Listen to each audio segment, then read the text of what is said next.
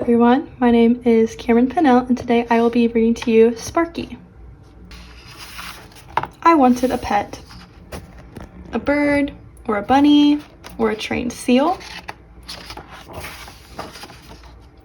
My mother said no to the bird, no to the bunny, no, no, no to the trained seal. I asked her every day for a month until she finally said, "You can have any pet as you want, as long as it doesn't need to be walked, or bathed, or fed." I made her promise. Then I went to see the school librarian, Miss Kinklebaum, who knows everything in the world, pointed me to volume S, of the encyclopedia. This is what I found. My sloth arrived by express mail. He was about the size of a medium-ish dog with a flat nose and a monkey face. My mother wasn't happy, but a promise is a promise, I said. Sparky, I decided. That will be your name. I took him outside to his tree. Sparky went right to sleep. I made a sign and put it under the tree. It was 2 days before I saw him awake. He didn't know a lot of games, so I taught him some. We played King of the Mountain, and I won. We played hide and seek, and I won. We played Kung Fu Fighter, and I won. We played Statue and Sparky. We played Statue, and Sparky was very, very good. That weekend, Mary Potts came over to investigate. Let me show you what Mary Potts is like. This is a picture of her room. Before she even took off her coat, Mary said, "Let me see your new pet." I had some worries, but I took her to Sparky's tree. He opened his eyes and looked at us. Then he closed them again. I rubbed his belly, but it was too late.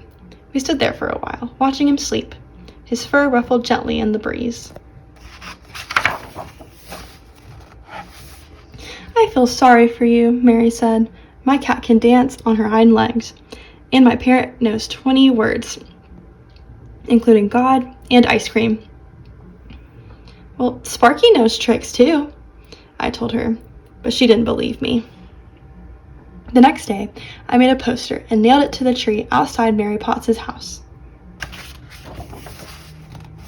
All week, we trained in secret. Sometimes Sparky slept through practice and I had to poke him awake. Sometimes he forgot what he was doing and we had to start over.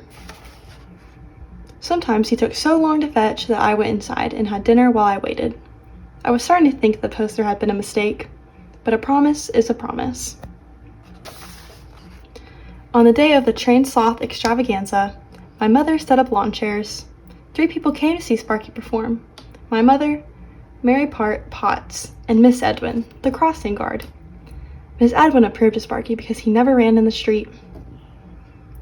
"Do I look like a ringmaster?" I asked my mother. "You look very interesting," she told me. I put a little glitter on Sparky just before the curtain went up. I kept wishing I'd written 2 tricks on the poster instead of countless tricks. "Play dead, Sparky," I said, and he did. "Roll over," I said, and he didn't. "Speak," I command. We all waited and waited. "Speak?" I said. Sparky looked at me. The only thing you could hear was the wind in the trees. "He has a very pretty coat, doesn't he?" Miss Edwin said finally. "You can't just invent a brand new pet like that," Mary told me. "A pet no one has even had." My mother came out with lemonade and cookies, but everyone said they had to be going. Sparky and I watched them. Then my mother made me put the chairs away. Afterward, I gave Sparky a cookie, but he ate it so slowly that I took it back again. It was getting dark out. I looked at him and he looked at me. We could hear all the neighborhood dogs barking. I reached over and tagged him on his claw. "You're it, Sparky," I said. For a long, long time, he was.